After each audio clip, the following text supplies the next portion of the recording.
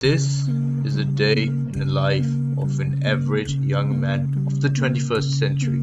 He wakes up demotivated, clueless on what to do. When he sees his alarm ring, he gets frustrated and smacks it.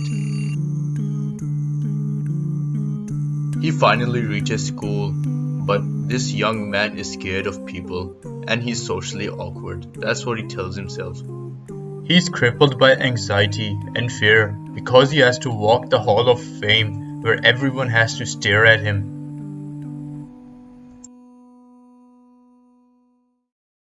Now he has to face his worst nightmare.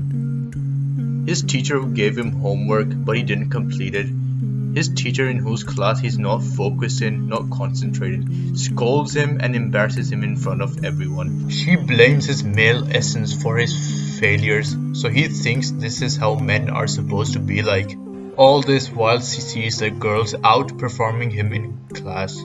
Now finally the school's over and he starts walking back home, not looking forward to his day at all. He eventually stops when he sees something he just dreams of.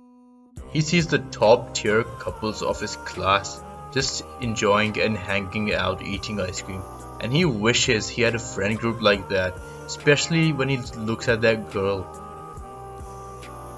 So he's now lost in imagination, wishing that he was in that man's shoes, holding that girl's hand. He regrets the type of people he hangs out with, but does nothing about it. They tell him that he's okay the way he is, he doesn't need to change, he doesn't need to improve. So the first thing he does when he gets home is grab his controller, turn on the monitor and starts playing video games.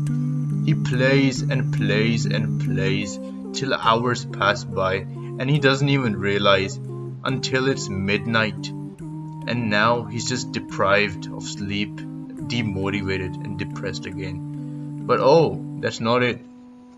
He still has to fulfill his virtual intimacy that he can't get in real life. And that's how his day eventually goes out. He gets 4 hours of sleep and wakes up purposeless.